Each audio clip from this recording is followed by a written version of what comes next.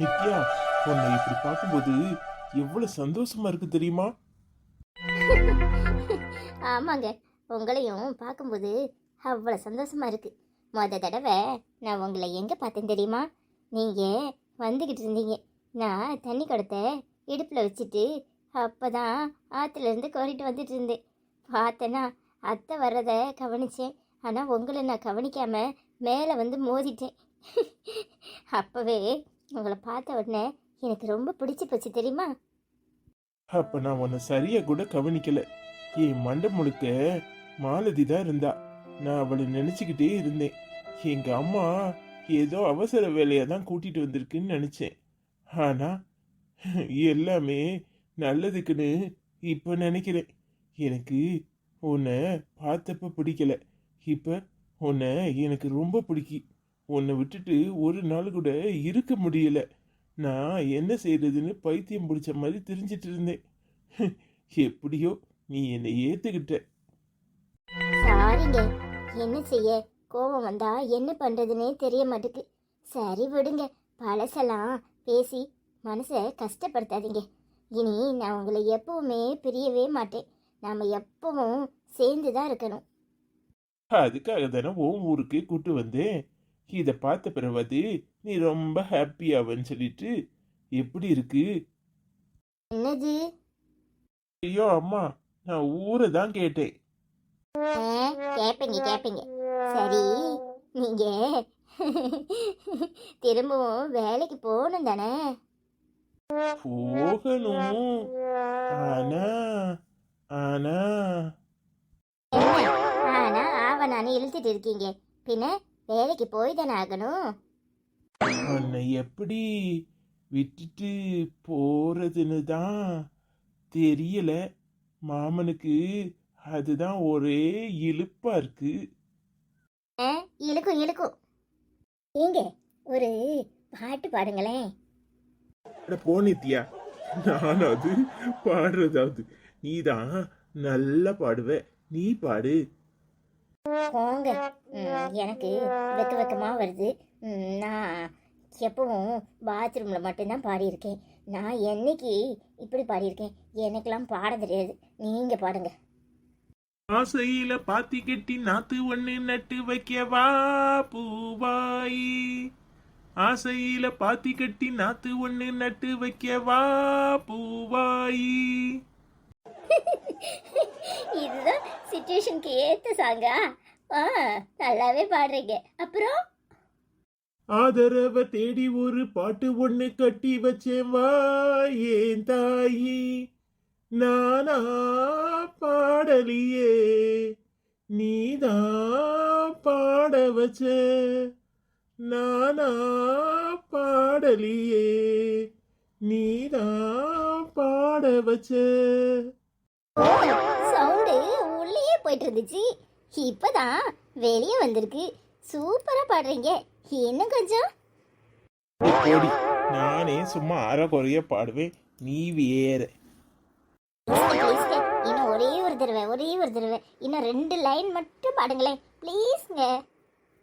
கண்ணுதான் தூங்கவில்லை, காரணம் தோணவில்லை. பொண்ணு நீ ஜாதி முல்ல, பூமால ஆகவில்லை. கண்ணி நீ நாத்து, கண்ணை நான் காத்து வந்துதான் கூடவில்லை. கூறப்பட்டு சேல நான் வாங்கி வரும் வேளை, போடு ஒரு மாலை, நீ சொல்லு அந்த நாள. என்ன போதுமா? இந்த பாட்டு எனக்கு அம்படுதான் தெரியும். இங்க பாரு, இதுக்கு மேல பாட சொன்னா நீ தான் பாடணும். நல்லாவே பாடுறீங்க. இப்படிலாம் பாட சொன்னா தானே பாடுவீங்க. உங்க பாட்டை கேட்டு எம்பிட்டு நாளாச்சு தெரியுமா? ஓ, என் பாட்டை கேட்டு எம்பிட்டு நாளாச்சு? நீ என்கிட்ட பேசினா தானே நல்லா வீஞ்சிக்கிட்டு இருந்தியே. அப்போ போங்கங்க, நான் என்ன வேணும் நான் வீஞ்சிட்டு இருந்தேன்?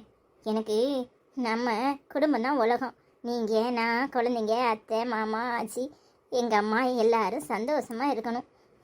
நீங்கள் என்கிட்ட பேசாமல் இருந்த நாள்லாம் எனக்கு மட்டும் கஷ்டமாக இருந்திருக்காதா? நான் தான் ரொம்ப கஷ்டத்தில் இருந்தேன். என்ன செய்கிறது, யாருக்கிட்டையும் சொல்ல முடியல.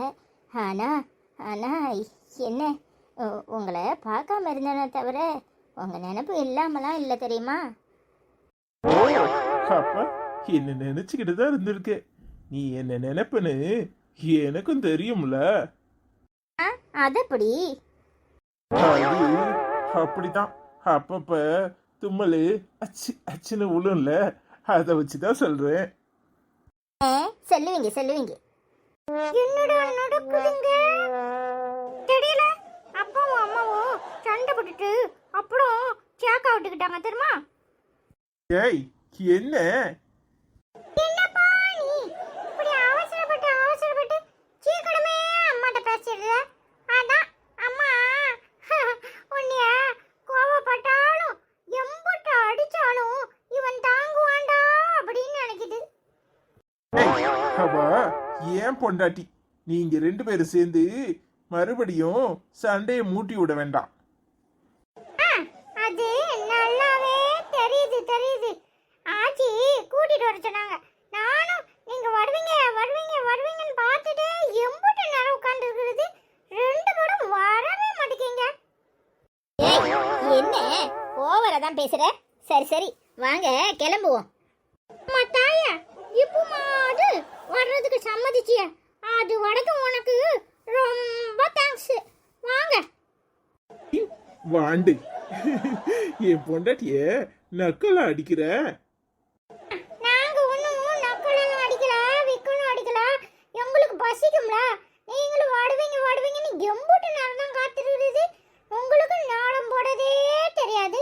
ஆனா எங்களுக்கு பசி ரொம்ப எடுக்குது. வாங்க போவோம். சரி கிளம்புங்க. ஏங்க வாங்க போவோம். சரி நித்யா.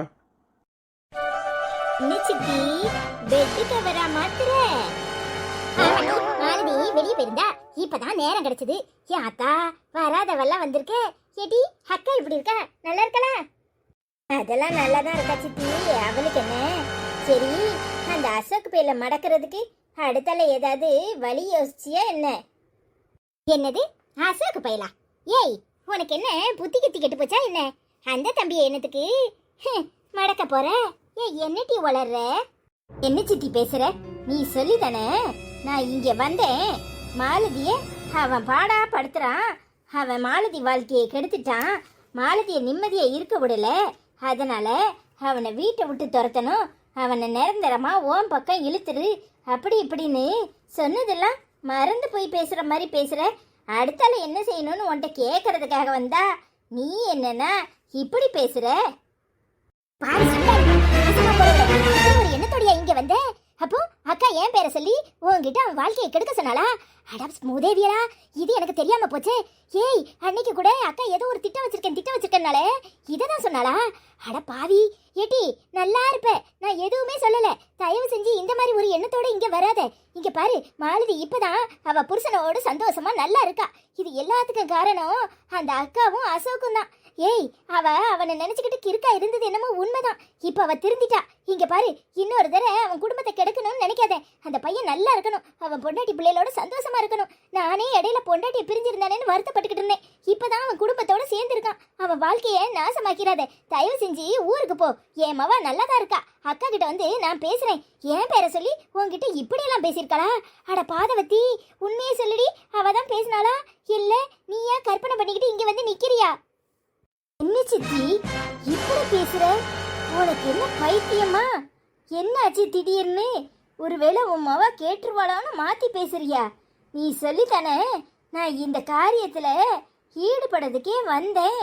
இங்க பாரு, இதெல்லாம் மாத்தி பேசுறது சரிப்படாது. நீ பேசுறத கேட்டா எனக்கே ஆச்சரியமா இருக்கு. இப்படி அசோக் வாழ்க்கையை கெடு. அவன் பொண்டாட்டி கூட சேர்ந்து இருக்கக்கூடாது. அவன் பிள்ளைய அவனும் பிரிஞ்சு நிற்கணும். அதை என் கண்ணால் பார்க்கணும். மாலதி பட்ட கஷ்டத்தை அவன் படணும். அப்படி இப்படின்னு நீ சொன்னியே. நீ சொல்லி தானே நான் இந்த செயலில் இறங்கினேன். இப்போ இல்லைன்னு மாற்றி பேசுகிற.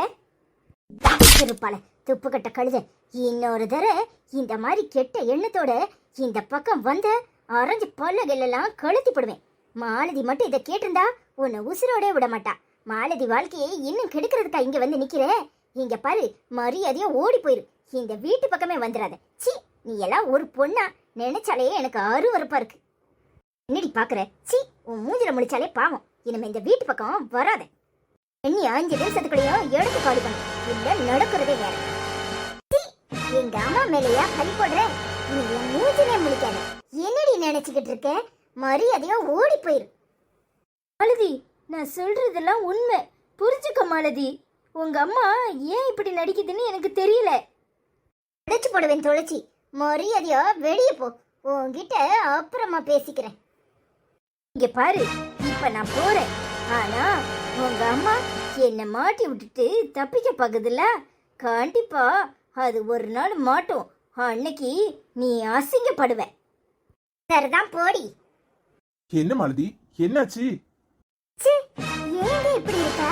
எங்க அம்மா மேல எப்படி எல்லாம் பழிய போட்டா தெரியுமா? நானும் உண்மைன்னு நினைச்சு வந்தேன். இங்க வந்து பார்த்தாதான் தெரியுது, எங்க அம்மா அவளை அடிச்சு விரட்டிட்டு. ஏங்க இப்படி இல்லாம போய் சொல்லுவா? இங்க பாரு, எனக்கு அது உண்மை இல்லைன்னு தெரியும். அதான் நான் வரவே இல்லை. எனக்கு அத்தை மேல நம்பிக்கை இருக்கு. அவங்க இப்படி ஒரு காரியத்தை பண்ண மாட்டாங்க. தேங்க்ஸ்ங்க. நீங்க கூட அம்மாவை நம்பி இருக்கீங்க. ஆனா நான் இவ சொன்னதுல சந்தேகப்பட்டு வந்தேன் பாருங்க. என்ன சொல்லணும்? சரி, இப்பதான் யார் உண்மை சொல்றா யாரு பொய் சொல்றான்னு தெரிஞ்சு போச்சுல.